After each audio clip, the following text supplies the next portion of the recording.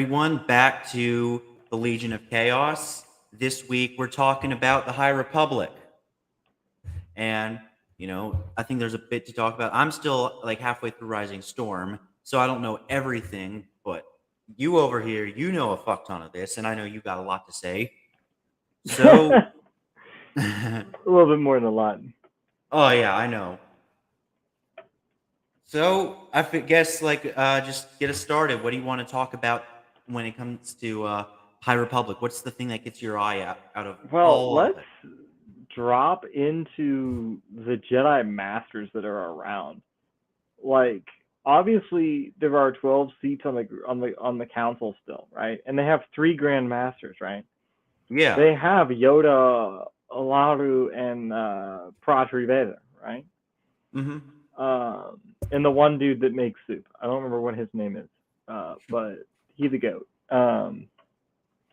It's weird to me that they were willing to have multiple Grand Masters on the council during that Yeah. time, but they really aren't interested in having Grand Masters on the current council. And when you look Yeah. at the current disposition and placement of the Jedi in the prequel era, you start to see a little bit of I don't want to say domination, but hierarchy Oh yeah. No, in definitely. how things are put. Because in the old I don't want to say the old Republic, but in the High Republic, we see this era of like it doesn't matter if you're a Padawan or not. If you say something important, you said something important. You know? Yeah. No, and I think I noticed how as soon as Bell gets is in talks of like he now qualifies for Jedi Knight. It's like you see how differently he's treated, especially by his master Loden, and how like at first he was a learner, but now he treats him as if he's his equal. Exactly. And that's the thing is like they kind of lost that in the prequel era. They lost that a lot because when you were a Jedi Knight, all of a sudden you gain this respect of like, I'm not your dad anymore. You Yeah, know, you're your own guy. And even Loden, like you said, who is a Grand Master, treats people of knight status as if they're equal to him. It's yeah, one of those things where, like, when you look at the council in the prequel era, they never really did that. Being on the council was like this big deal because it meant you could say more and it meant that you had a bigger presence. And we saw with characters like Qui Gon that if you weren't on the Jedi Council, your words basically fell on deaf ears. It didn't matter what you said. yeah. No, I Um, agree. I think it's really interesting how like you pointed that out because it's like the way it's assessed in the prequel era. It's like when basically what it means to be a Padawan is you're the Jedi Knight's bitch. When you're a Jedi Knight, it means you're the Jedi Master's bitch. When you're a Jedi Master, it means you're the Grand Master's bitch. It's like a whole hierarchy, as you said, like of just you are the bitch of the guy who's higher up. Whoever's higher up than you is basically the king. And that's Yeah, the thing of like the prequel era did that weird because in the High Republic everybody was free to interpret the Force as they wanted, and yeah, everybody was free to kind of pursue their own path. But when they came into the prequels, we saw that like Yoda was basically like, yeah, there's only one way. You do it either my way or you leave the Jedi, yeah. right? And I think it's interesting how like you even see. So I don't know if it's still canon, but or if it was just Old Republic, but the whole lights like you see the difference in lightsaber colors, and it does a good job in reflecting on differences in viewpoints, even though canonically there is no actual explanation as to why lightsabers are different colors, I other think than that it red. has to do with the Force, and I think that it Yeah, has to do with the freedom to believe what you want. And when the Force is like very strong, we see a high indication towards flourishment and self independence. But when yeah, the Force definitely. is downtrodden, we see a bit less self independence. I think that's reflected in the Jedi. Everyone was the same, right? Everybody thought the same, everybody dressed the same, everybody looked the same Yeah, in the Jedi of the prequel times, and thus their lightsabers were a reflection of that because the Force had been forced down two corridors. hmm, And if you can imagine, it's a representation of that because blue and green, if we just call those corridors blue and green, those were yeah, the corridors they were forced down. But when Jedi were not forced down to fit within the either team blue or team green, all of a sudden we saw a whole bunch of different colors, such as now there were Jedi who were like, "Fuck the system, yeah. I don't No, care," I mean, like what if Mace Windu. But Yeah.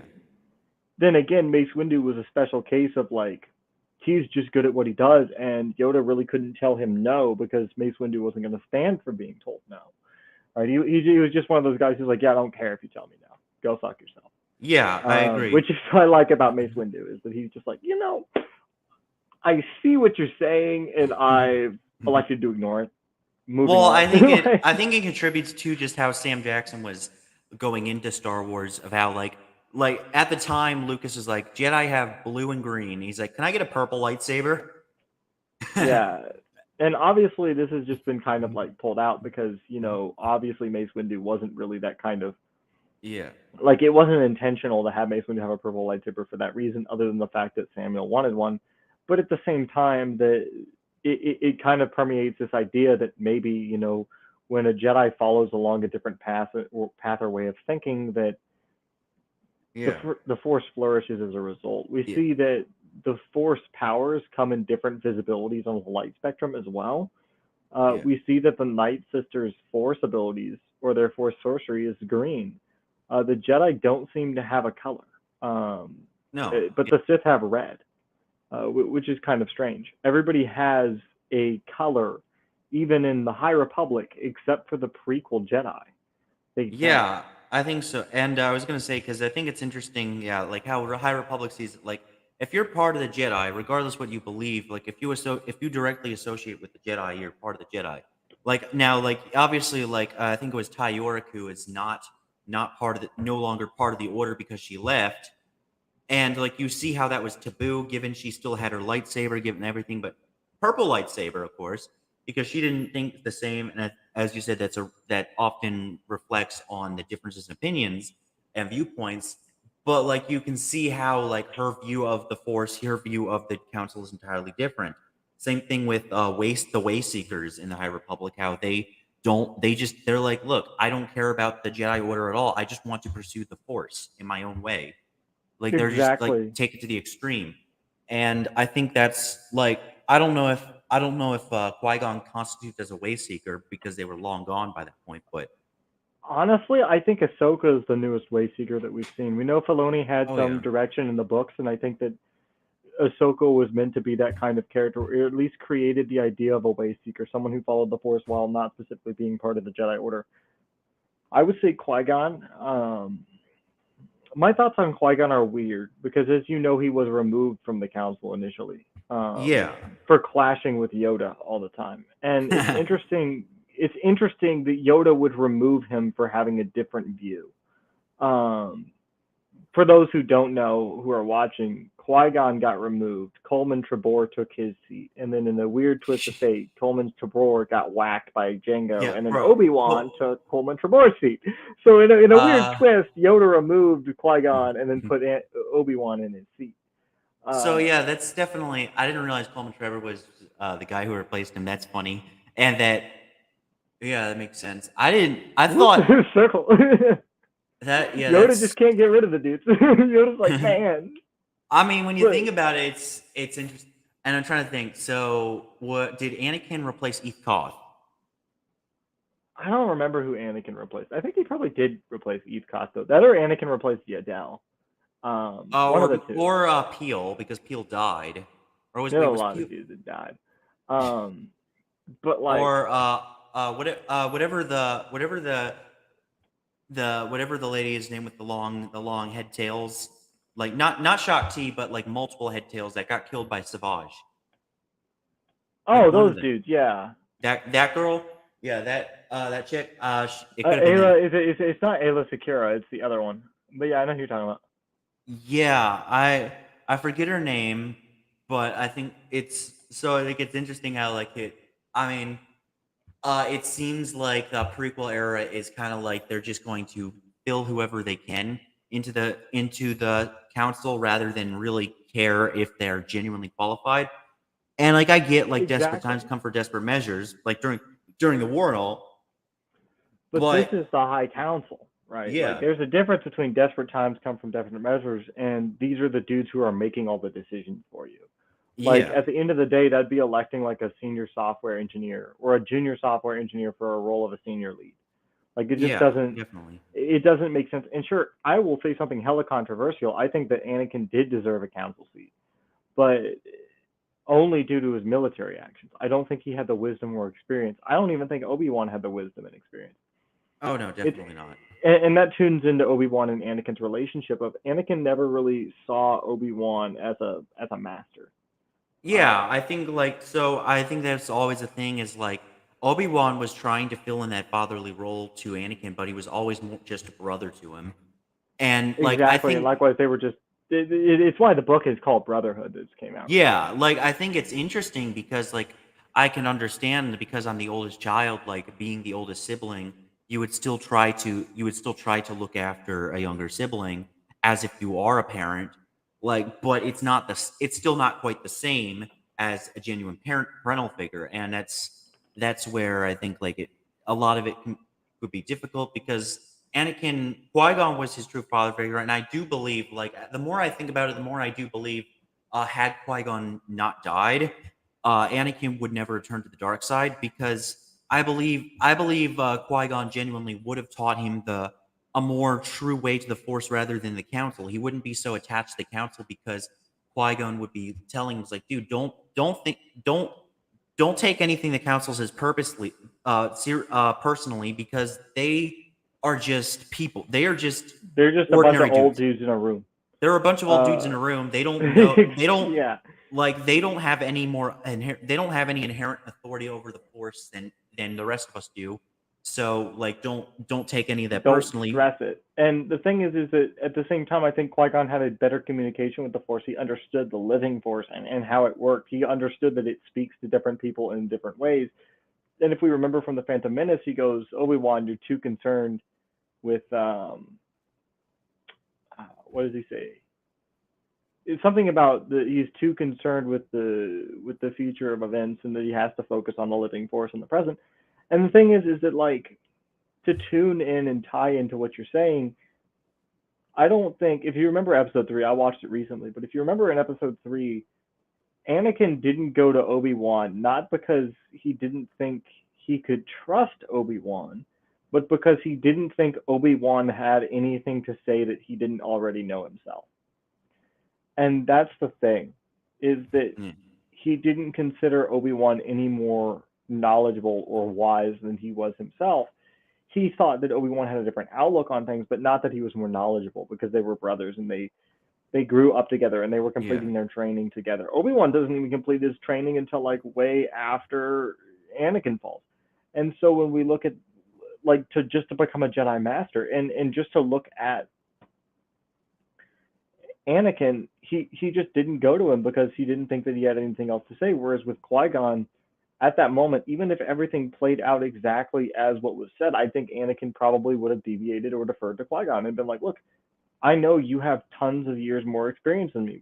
Versus Yeah. Obi-Wan, who has maybe what like 8 more years of experience than Anakin does. Yeah. No. Like it's I've one of those always things where it's like, dude, we both fought in the Clone Wars. We both know just as much.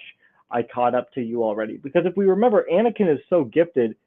Closing the gap of 8 years isn't that big a deal. Yeah, no, I agree. Especially like when you get older. Like yeah, like those two are about 8 years apart. And actually no, actually they're more. If you're talking about their age gap, it's actually much more than 8 years. It is, but what I'm saying is like But I'm like just giving you, a yeah, random thought. like you can see how like the fact that they're still like 10 years from now, it doesn't really mean shit because they're both adults, and that's kind of where it goes into like my dad is like over 10 years younger than all of his older brothers because like so and you can still see there is brotherly dynamic between them but like especially because he was their karate dummy when they wanted to practice their karate lessons on him and try to kick over his head and fail miserably. Like I never had a brother, so I don't really know what that's like. But consider my I could see that like when you like think about something like that, like how brothers act and like stuff like that, and that's what they are. Like that's how Anakin and Obi-Wan are, and they're just and like it's not a bad dynamic, but I like in terms of how it is as like they're like brothers. I think they're very had each other's backs for the longest time. It's just that like Obi-Wan. It wasn't Obi-Wan's fault that he couldn't fill in that empty role of a father figure that Anakin needed. And yeah, like as I said, like I think Qui-Gon would have been interesting. I would think it would have been interesting if had Qui-Gon survived Phantom Menace, I would have liked to see what would happen. Like would he introduce would he introduce Anakin to Dooku? Like when Dooku had already left the Order, but he didn't join this. He only joined the Sith because of He was Qui-Gon. still the Count. Yeah, he was still the Count. Like I feel like you could see like it would be an interesting dynamic in that regard to like how Anakin would see Dooku. And I think like it's always Dooku been only sort of fell because Qui-Gon died, though. yeah, Like, like that's what I'm saying. It's like, but Dooku wasn't associated with the Jedi at that point. He left, and now it was because he's the Count. He was the Count of his planet, but also like well, he it's didn't. interesting though. I apologize to interrupt you, but it's so Oh yeah, interesting to think about Dooku's fall because Qui-Gon left the council because he saw the same issues yeah, that Qui-Gon did of the Jedi forcing people down the wrong path, and he left because he went to go pursue another way, just like Ahsoka and Qui-Gon kind of. Well, Qui-Gon didn't really leave, but you know he kind of was kind of an outsider, and that's the same reason Dooku.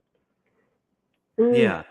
I mean, so It's interesting that we've had yeah, 3 Jedi, some of which are the most powerful in the series, all leave the council, or rather the Jedi Temple, simply because they felt that the way they were going was wrong. And that ties into the High Republic so much because you see no discord between the Jedi themselves yeah, um, definitely. in And the High Republic.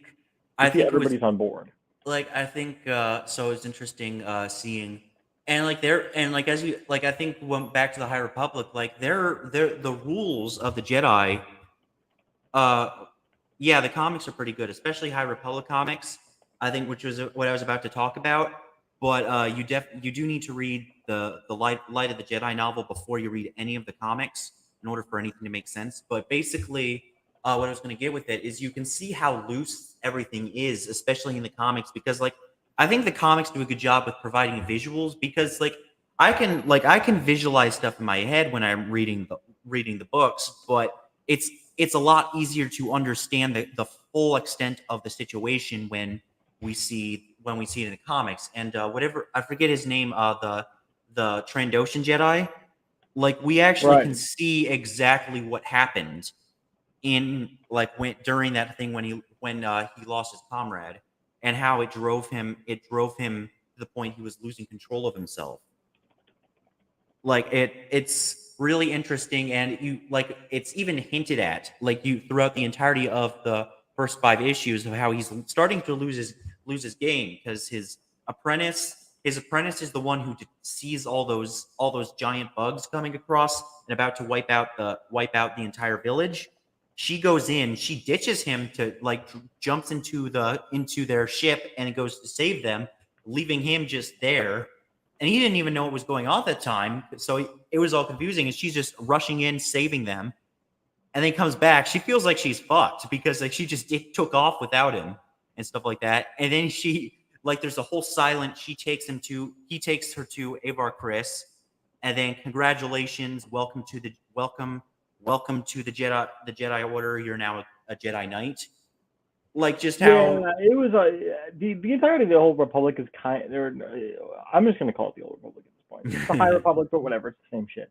It's just the better version of the Old Republic, and I will hold all of you who are watching this video to that. It's better, and if you don't like I it, think well, there's I'm sorry that your zero. characters suck. Unfortunately, there are 0 people watching according to this, which is unfortunate because that would have been Perfect. cool. When they watch it back later, I'll talk.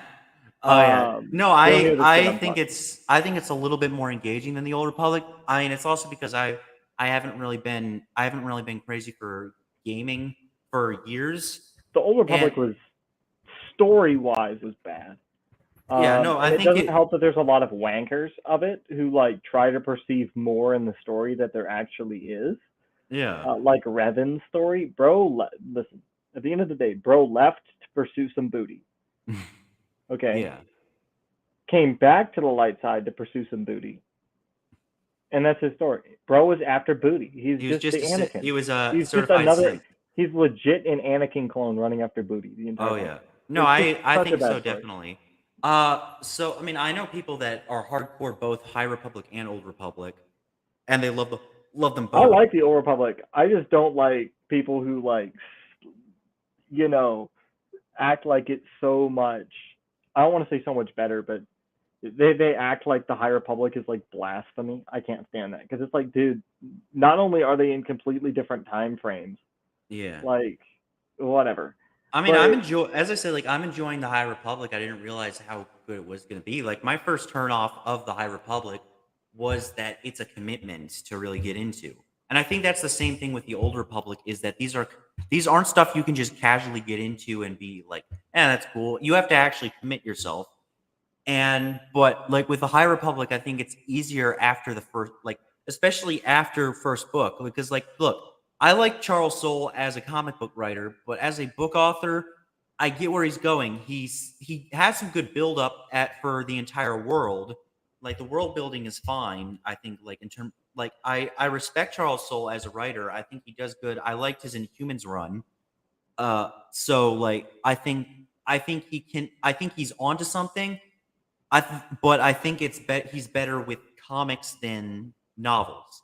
right, limited words. Yeah, limited Um, words, just and it's not and it's necessarily a new thing. I think like Alan Moore is an okay book author, but I think he's a really good comic book writer.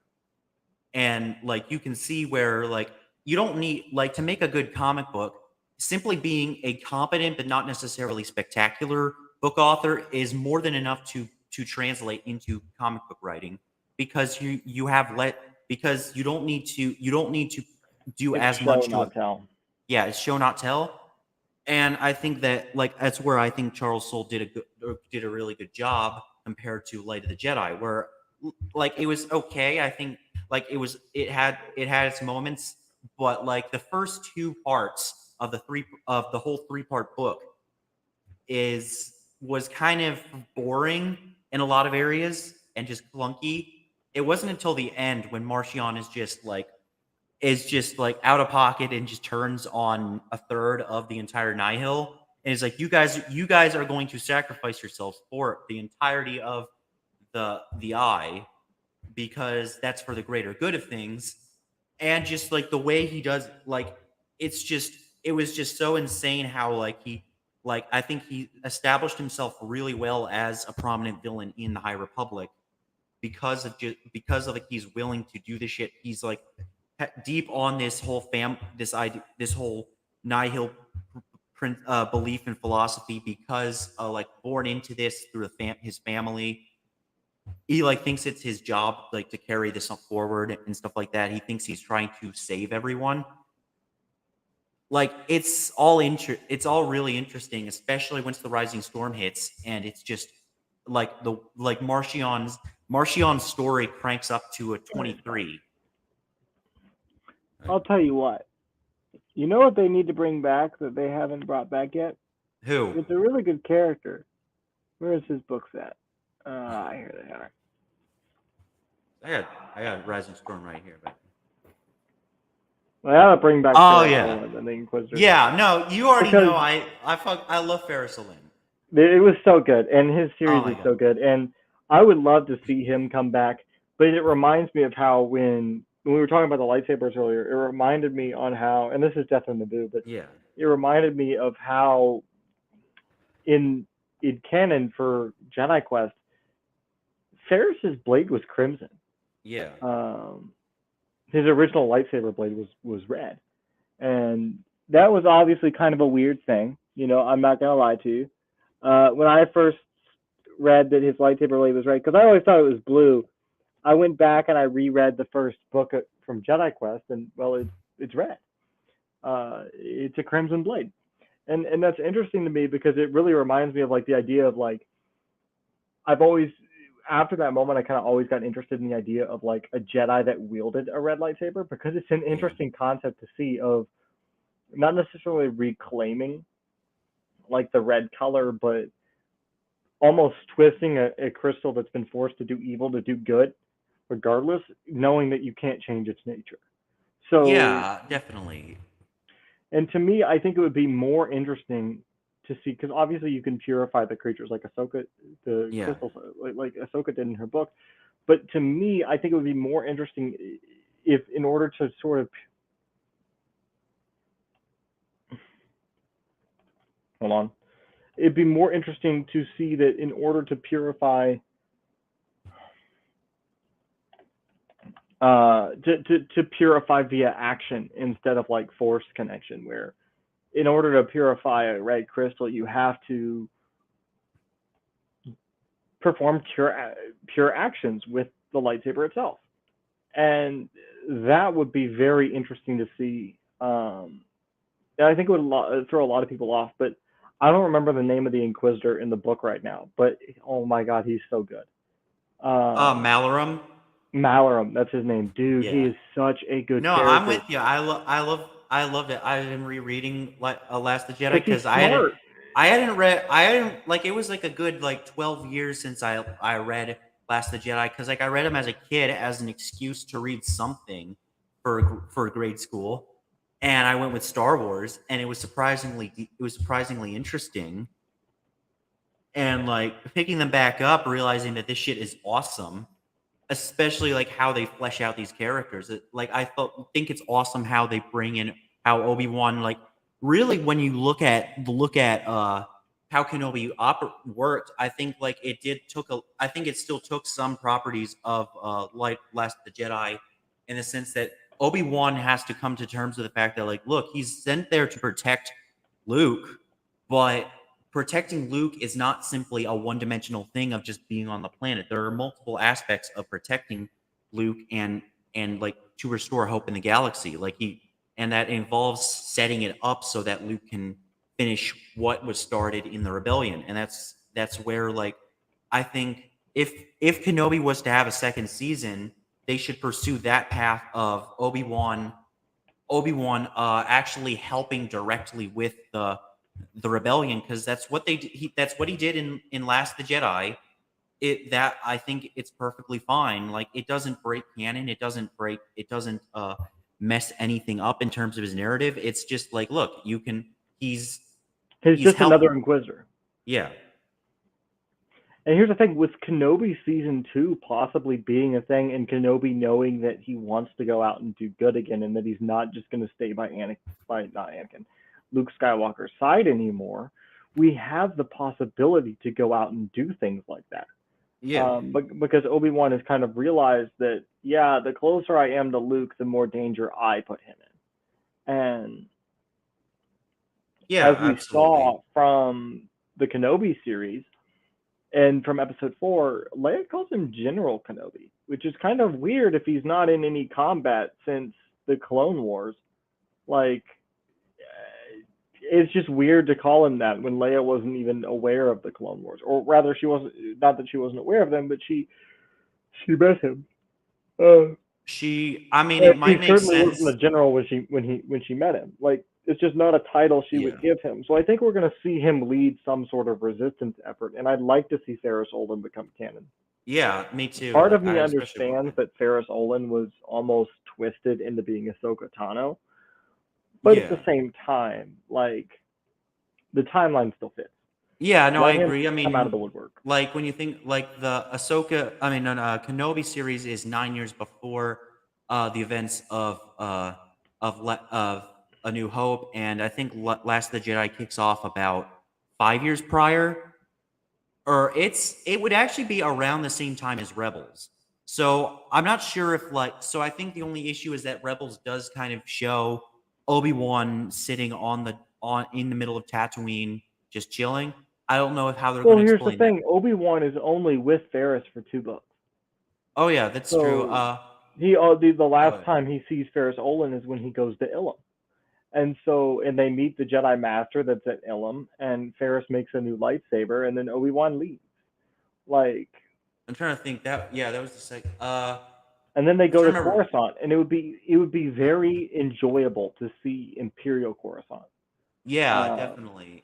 And especially it would be also interesting to see the Jedi Temple again, because we don't really see that much in. I was going to say we don't really see that at all on screen in any post any post prequel era Star Wars content. In the comics, yeah, we see it, but like we don't. I don't think we get really enough of it. Or like even Vader 2015 has Palpatine's shield on Coruscant right after A New Hope, and it's interesting because like I think like Coruscant in the became completely forgotten naturally because of the fact it was introduced in the prequel era. But like there's so much to happen on Coruscant that I think they should have just talked about.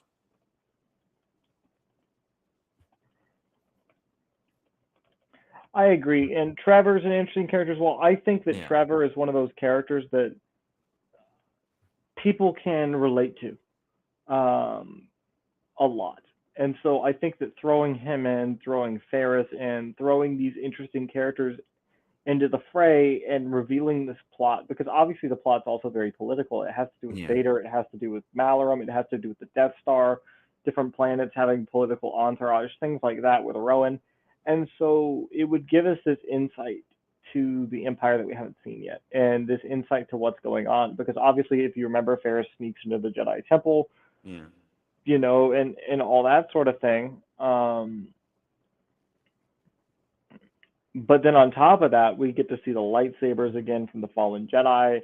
They go through the vents, um, and obviously Vader rips them out of the vents. Right? Vader's just Yeah. like, "Oh, they're there," and so that would definitely be a terrifying scene to see of like, you know, showing. I hate to say showing more of Vader's power because obviously we've gotten that in Fallen Order, Yeah. and then again with Riva, but like showing how scary Vader actually is because Vader has like almost no voice lines in the Last of the Jedi, which Yeah, I think makes I him remember that. terrifying. He's just straight like, yeah, I'm not interested in talking to you, but I will beat your ass, Yeah. and that's definitely something that's interesting to see is how Vader and other characters interact in a series where nobody is emotionally tied, and Ferris is obviously emotionally tied to Vader, but due to the Jedi Quest series, but in a different way.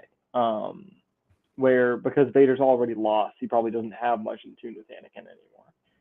Um, it just Yeah. gives us some highlights about their characters, and it introduces us to more slicers in the verse because Trevor is obviously a tech geek, Yeah. which means we'll get to see more of the Star Wars technology and the tech that's there.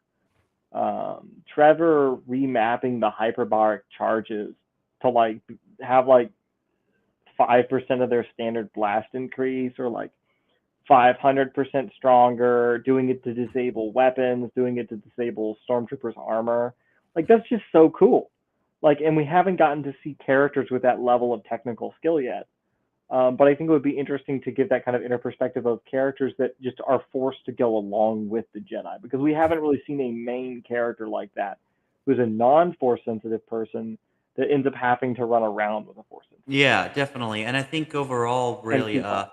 I'd like to see more of the aspect of Kane, like how Kanan is directly working with the rebellion, and like, well, same thing with Ahsoka, but Ahsoka was much more secret for like the time for a time, but also Kanan also kind of like kept the fact that he was a Jedi a secret from a lot of other people, uh, or at least yeah, like or sort of like technically a lot of people it was always sort of like felt like a secret, but it wasn't really. But I think like if you have more Jedi that are like it's like open, the fact that they are Jedi is completely clear to everyone in the rebellion, and they go along with it, like they're like seeing more involvement from the Jedi trying to stop the Empire in the ways that they can.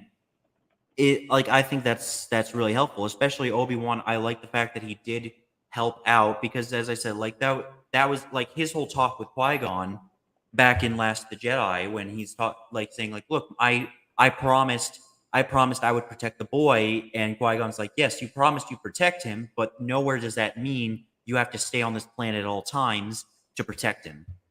And I thought that was like it's an interesting aspect of like it shows a lot of what Qui-Gon is, like how it's like, look, you promised, but there's different forms of in which of protecting someone, and like And also the one quote, I forget exactly what the quote is, but it was like talking about food of where when you have the opportunity to eat, you eat.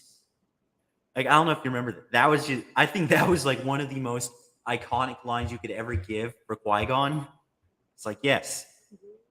When you can, eat. I think this is Yeah. an interesting line for Qui-Gon. I think I actually own that book. It's down here somewhere. It's the Yeah, bro, I can go get it right now. I own it. Yep, I do. But yeah, it's bro just dipped for those who are watching. It's right there. You guys can't see it, but it's like right there. I have my ear headphones in. You could have kept talking. Oh, I have kept talking. Yeah. Well, I mean, you were kind of like, bro, just dipped. Yeah. No, like I have it too. Yeah, like it's interesting because I remember getting that. It was weird. I found that. I'll explain later. But the book is so interesting because like how Qui Gon did things, and it really teaches how much he cares about like the living. He's not necessarily focused on the mission because he believes that the Force wants him to succeed. It'll work Yeah. itself out. So he's like, look, I have the opportunity to eat. I'm gonna sit down and eat because I don't know when I'm gonna get to eat again, and the Force is Yeah. gonna work all the timing stuff out anyway. You Yeah. know, and it's interesting because it teaches about patience and how Qui Gon was like, yeah, bro, it doesn't matter. Like, Yeah. take care No, of yourself first. I think it's fun. I think it's funny. It's especially like no, I like it's definitely like I was told by I know somebody else on that I follow on TikTok who's a huge Last of the Jedi fan, and she was talking about like definitely that's definitely a line that like is especially helpful for young boys if they're reading the series because like dude like who does like I was like 10 when I read the book. Eat like being told to eat whenever I have the immediate opportunity to do so. It's like, oh yeah, that's a lesson I can get behind.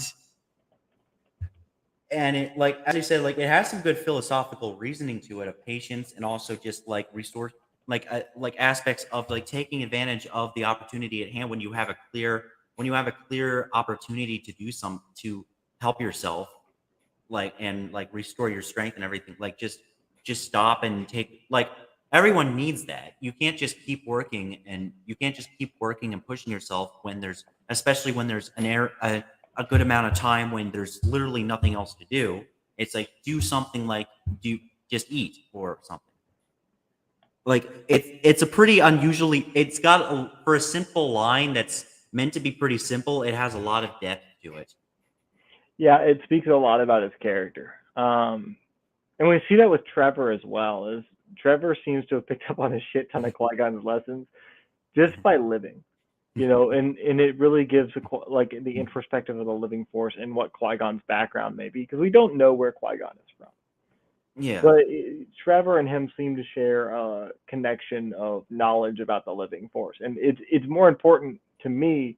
It's more important when in the third book, Trevor says it, right? Because Obi-Wan said it, and Ferris is like, makes sense, checks out. Like, that sounds like a very Obi-Wan thing to say, Yeah. I like that because Ferris immediately picked up on it and was like, that's a very Obi-Wan thing to say. Yeah. And it's like, obviously Obi-Wan would say it because Qui-Gon said it. So it kind of brings things in a neat Yeah. little ball and ties things in.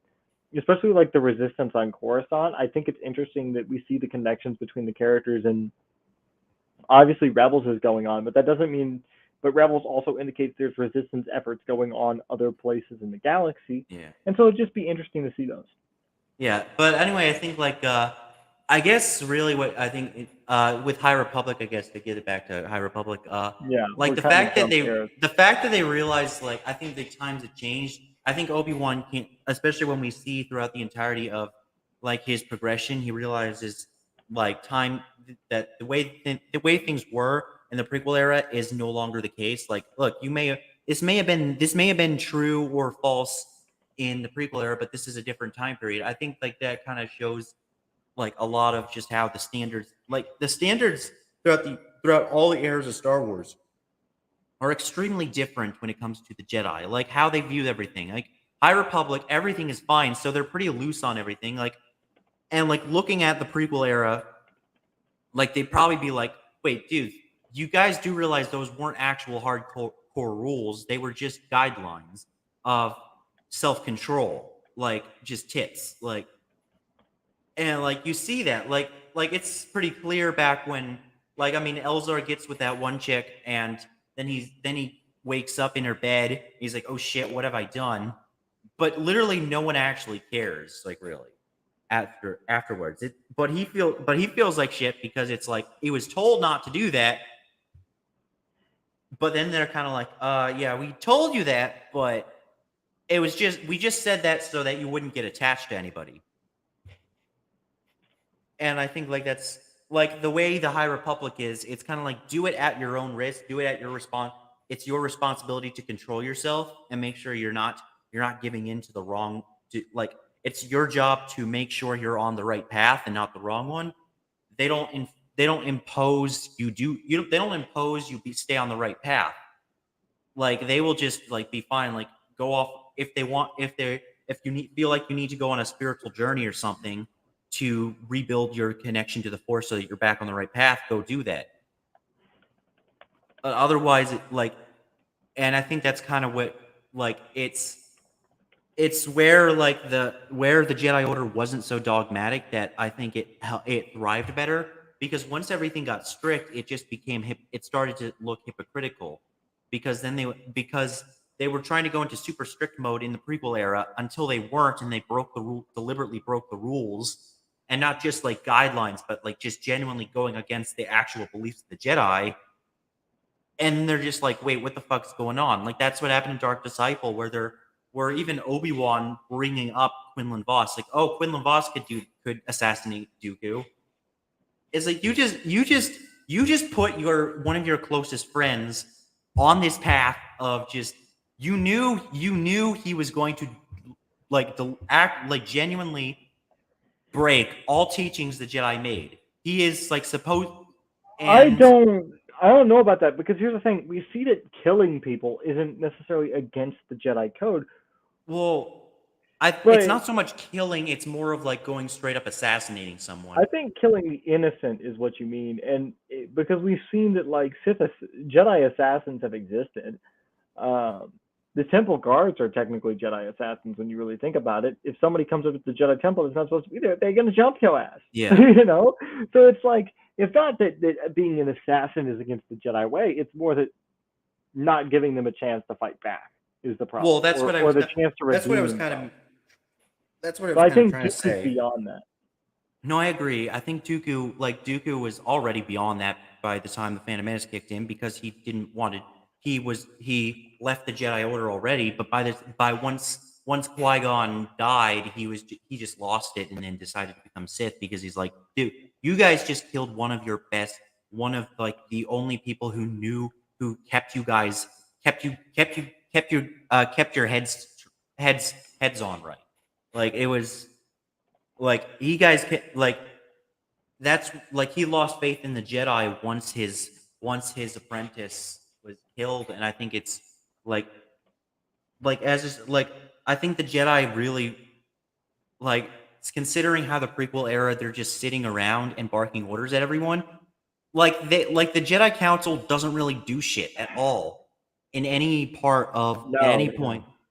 And like I think like it adds depth into what like seeing that in Clone Wars how Yoda kicks ass in the very first episode, then just sits on his ass the entirety of the rest, except when he Yoda wants to starts the war, bro. like he goes onto this random spiritual journey, which does nothing to actually help the fucking war. Like at the very end of the series, or the original when the series originally ended before season 7, and Right. like yeah, like I feel like that The it's Yoda just Chronicles. like the council is so quick to tell the Jedi it sends out to the field what to do, but then immediately like it's like bro, like They've never been there themselves. yeah. Yeah. And it's weird because like the Jedi like Obi-Wan says it best, and I think Ahsoka said it too. She says we were once peacekeepers, right? Mhm. The Jedi lost that. They had that in the Old Republic. They were peacekeepers. That's what they did. And however you sought peace was what you did, right? Obviously, Yeah. I believe they combat the Black Sun and the criminal gangs in the High Republic, but that's part of keeping the peace, right? Yeah, Ensuring no. fairness so that people don't get screwed over and the people aren't put in danger due to hostile actions. Yeah, no, I And agree. that's I part of think it, keeping the peace. But they did that in a fashion where very few Jedi drew their lightsabers. yeah, especially with yeah, the great disaster of how they were all using the Force and they were they were just on it. They sent all the Jedi they can. They didn't just send two Jedi, which is what like the prequel era tended to do a lot. It's just two Jedi at most, and like you can see how things can easily go bad because Yeah, it's just two dudes. But the thing is that I think that's part of the Jedi Council's arrogance. They were yeah, blinded by by how powerful they once were and forgot what made them that powerful. Um, and like that's what ended up happening. They forgot what made them that powerful. yeah, and I think it's weird how I mean it was always weird to me how Yoda barely shows up in like barely formally shows up in the High Republic, which I think is both like weird but also telling of how you see how he how the Jedi become like lead to this downfall where he's constantly mentioned in all the books, the comics and everything, but like he's valued highly because of how insanely powerful he is. And I think like the way he appear like he shows up does one crazy thing and just so that people will continue to praise him. And that's kind of what led to like everyone praises Yoda because of all the stories. Like he lifted an entire mountain that was force sensitive. And like that's just makes him correct. That's his law. His word is the law now. Is the law of the land because nobody else could do that. Because the fact that he did it means he must have some insane connection to the force that nobody else does. But really, I mean, like all of Yoda's species are insanely connected to the force. That doesn't necessarily mean they're correct per Well, se. and here's the crazy thing is that we found, yeah, exactly. We saw that just because you have a connection to the Force doesn't make you right. Yeah. Anakin, but by that logic, Anakin had a greater connection to the Force than Yoda did. But was slaughtering children correct? Like, No. well, actually, it's weird. I'm not going to justify it, but I'm going to say it's almost kind of weird because when you think about it, Anakin was supposed to bring balance, and then we saw that the Jedi themselves had lost their way, and Anakin kind of getting rid of everyone was almost like hitting a giant reset button. No, I Um, think so. I think it was definitely. I mean, I don't necessarily think the Jet. Everyone who believed the old garbage that Yoda was teaching died. Yeah, and I wouldn't say the Jedi were inherently evil at the time. Like I think Yoda was Well, I'm not genuinely. saying they were evil, but I Yeah, no, am me saying neither. that the teachings were wrong.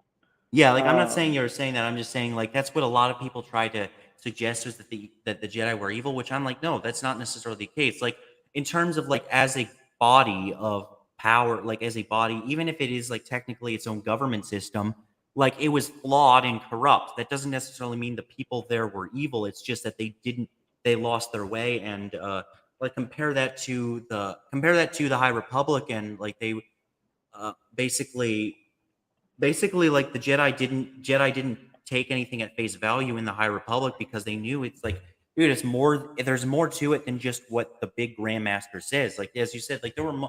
I think like really to take it back to when you said there was a lot of Grandmasters, despite the fact that the High Republic didn't really care that much for there being a Grandmaster, is because they were open to differences in viewpoints and interpretations of the Force of how it's not necessarily one specific thing. It might tell you something, but it might be extremely vague, or they don't really like, no, it's like the Force is weird like that. It might guide you, but you still have to figure shit out on your own. And I think like that's why that contributes to why there were so many grandmasters. It's because like they didn't want one grandmaster. They didn't want one higher authority because like these ranks still have value, but like the fact that there are so many people that can easily become a grandmaster just shows like there are ranks that make you higher, but anyone can get them by just working really hard for it. It's not something that you are just inherently better at. You can simply get better. And like that, I think that shows of how, like, look, I'm not dependent on, like, as pointed out, like the Jedi Knights. Once you become Jedi Knight status in High Republic, you are viewed as an equal by everyone in the Jedi Order. Like, I think that's kind of show that's reflected on if this is like, look, everyone at this, everything past Jedi Knight is entirely optional. You're not obligated to be a master. You're not obligated to be a grandmaster. The Force is the ultimate authority, and for you to, Exactly. yeah, like you can For you stick to fuck around with with it it. is to cause your own device. And it's interesting that you say that you don't have to be a master, because it's important to understand that Jedi Master was a title that didn't speak to knowledge or experience. Yeah. It was just somebody who was training somebody to become a Jedi Knight. You didn't have to do that. Well, I And think so Eve Koth was when a Jedi Master rank. I think Eve Koth was, but he didn't really. right, but that's way later. Like during Yeah. the High Republic era, the Master was just you're training a Jedi.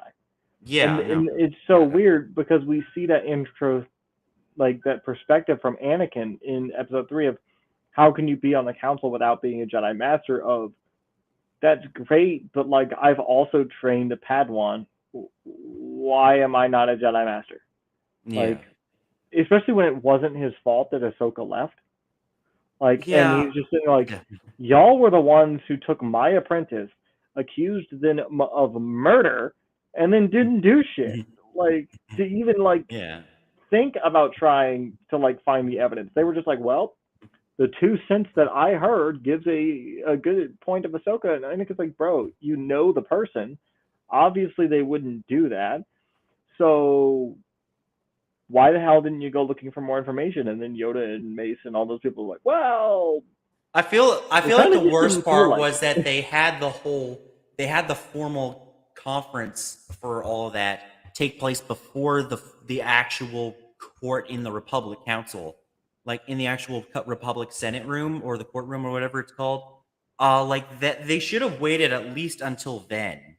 Like, I feel like I don't like it's like I get to an extent, like, yeah, they work differently, and just because, like, even in a sense, just because you're found innocent of the crime in the formal court doesn't necessarily mean the Jedi Order needs to just disregard any questioning or trial, because they could easily say, well, you weren't acting in the Force correctly or whatever bullshit they want. But the way they did it, it's like we didn't know, and she was being accused of this, but they didn't wait until after the trial to make a decision. They were just like, look, they want to try you, so we're going to try you first.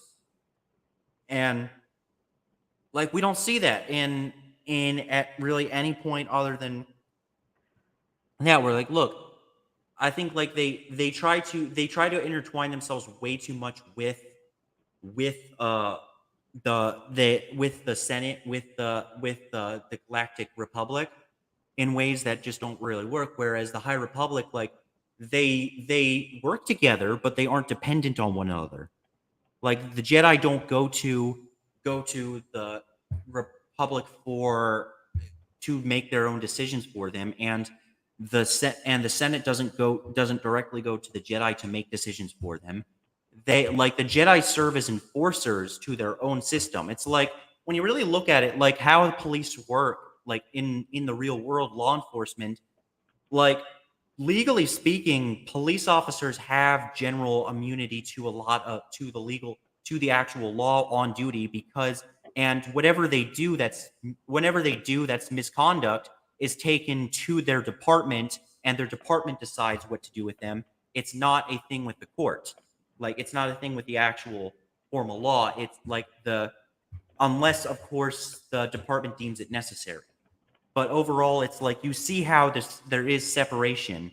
I don't want to get too deeply, because, like, I know, like, that can be a controversial topic to get into deeply. But I think my point is, like, law enforcement has their own set of standards for people working in them that is separate from the actual judicial branch of everything, because they want, like, because, like, they can't necessarily, it's hard to really make that work. Like, same thing with the High Republic, is like the Jedi. Look, the Jedi are our problem. They aren't the Republic's problem. If the Jedi act up, we have to take care of that. And we see that with Tyork when when they see Tyork for the first time and she has a lightsaber and they're confused because she not only has a lightsaber but she fights and she clearly had training, like formal Jedi training in based on how she was fighting. So they take that so that's entirely their that becomes entirely their matters. Like, look, this is most likely one of our own. We have to take care of this, not the Republic. And like I Exactly. It's a separate. Don't get me wrong, but it's just disestablishmentarianism at that point. It's just a separation of like church and state, right? yeah. Where the Jedi of the High Republic are separate from the Republic. I think that's actually a better explanation because yeah, the police one is like okay, police are not a good topic of the but like the Yeah, church, it's like just separation of. the It's the same thing church, as like separation of church and state. It's the idea that their religion has no bounds on the government, and when we see them start intertwining, we see bad things happen with the Republic. yeah, no, Um, and like that honestly that's a better comparison because we see historically when they lose the balance of power, especially because of the way it often is set up where the Pope crowns the next ruler and but only the ruler like the king or the emperor can decide the pope or and it's a weird shift of balance and it can be extremely flawed when one authority wants to appoint somebody of the other authority that fits their agenda. Yes, up here. Shalom. Are the communist novels of the High Republic good? Uh, I think they're pretty good. Like I think Light of the Jedi might be a little bit of might be a little is where it starts to get like a real commitment. Like it takes some time to get through it, but I think like the payoff is pretty good, especially with the comics. Like the comics, so High Republic comics come immediately after uh Light of the Jedi, followed by Rising Storm, which I have right here. Rising Storm is what gets good what gets makes things both get the comics and the novels are good, Dr. Dreidel. yeah. They're great. I highly recommend them. I think they've been really good. They're written in a little bit of a weird way because they're supposed to be written so that both kids read things one way and adults read things the other. As They far as certain situations go, like saying two Jedi students are occupied. yeah, oh yeah, like Obviously, I we told as adults know what that means. Kids are going to yeah. think something else. You know what I'm saying? Well, I would okay, me being an adult, I was confused. It's like, wait, are they just kissing or are they genuinely having sex? Now, like it's revealed they actually had sex because like but at the time it's like, bro, like that was a little bit of a rush considering you're just starting to make out right when the fireworks start. But now the fireworks start and you're now occupied. Like, geez, that was fast.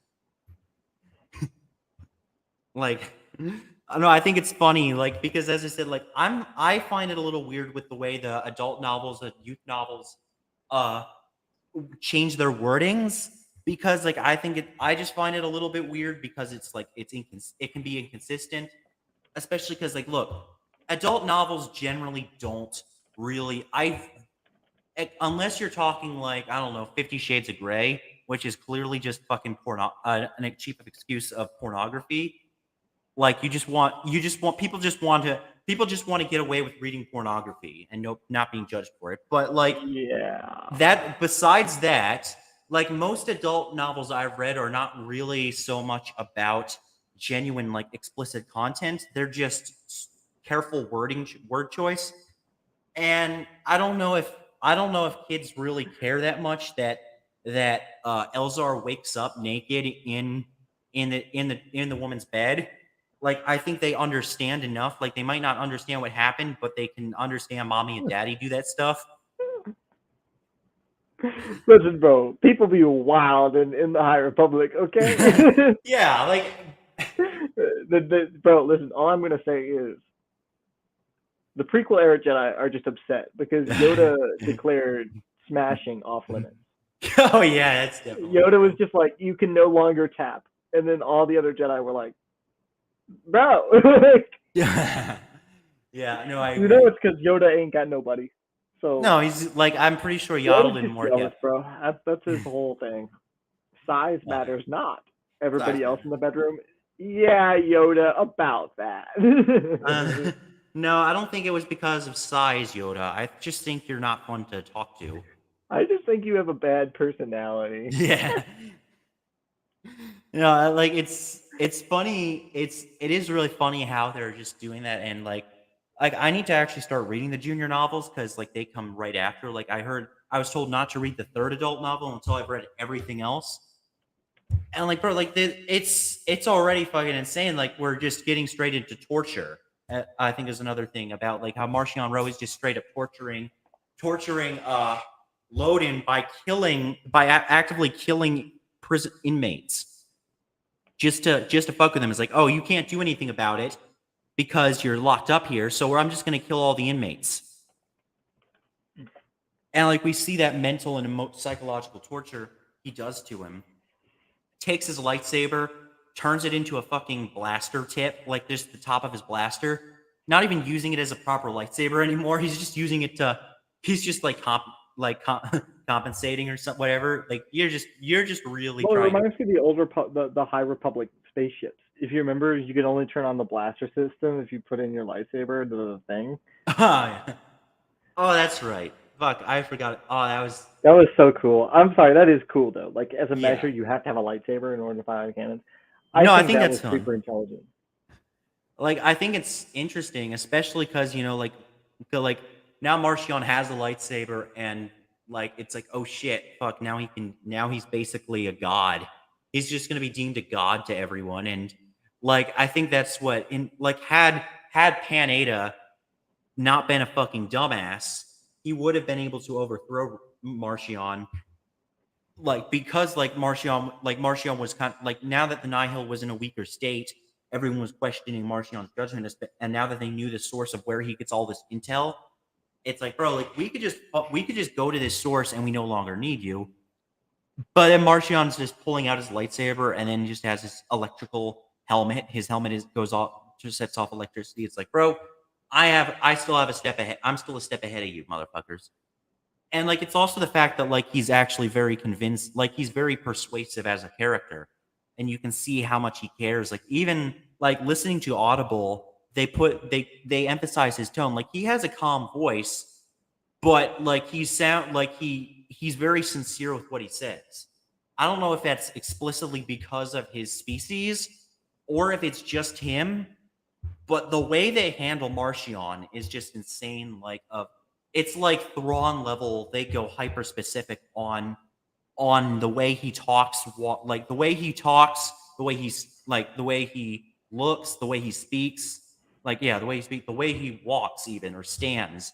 You can just see like he knows, like he has his shit together, like even when he doesn't.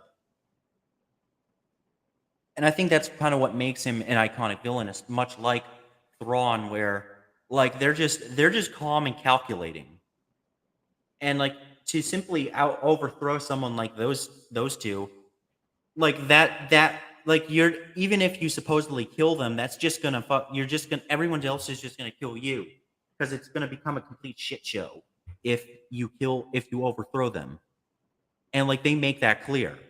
It's like, bro, like I'm the one thing keeping this whole thing together.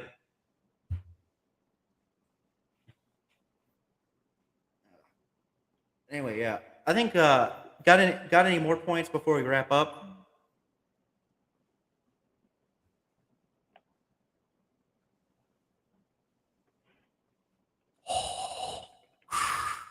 All right, you got any more points before we wrap up? I think we've gone for about an hour. I mean, if we want to talk next week, we can. But I think you kind of summed it up really well.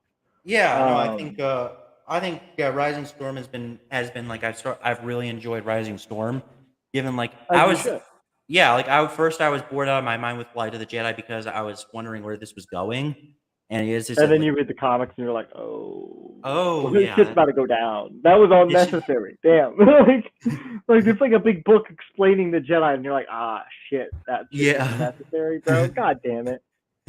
Yeah, it was necessary, but like it's weird because like even like as forgettable as Light of the Jedi is, it's still necessary, and like the details of the next book like require you to read Light of the Jedi.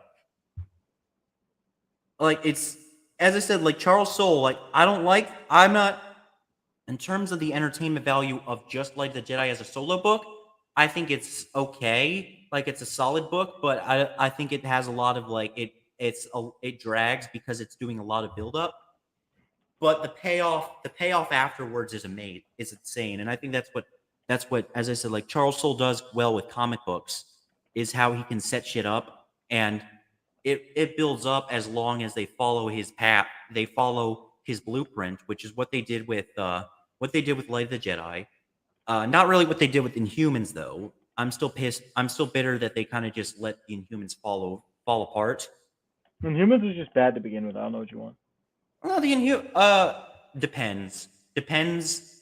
Sometimes it's decent. I think it's interesting as a concept. Like let's take the mutants, but let's make it that they're actually respected among human society because they're just their own. They're their own society entirely. You mean And like you mean like the fish people, like Namor? Namor's a mutant, and I don't think any. I think like, and I'm Namor's just saying, like, you mean like the fish people, right? That live underwater, the people who are very much respected. they're not respected at all. People trash their fucking ocean for a reason. Yeah, but it's not about being respected. The trash in the ocean is not about being respected though, because humans didn't know they existed for like fucking thousands of years. Maybe if Namor was so fucking smart, he would have No, but no, like would have known. okay, but I mean, like the Inhumans don't. So I think it's more or less like the Inhumans are the ones dumping trash in the human world. If anything, like it's That's like fair. that. Yeah, That like being they. said, let's close things down. Thank you guys all for listening. We Yeah, appreciate your time. We're gonna draw the broadcast now. yeah.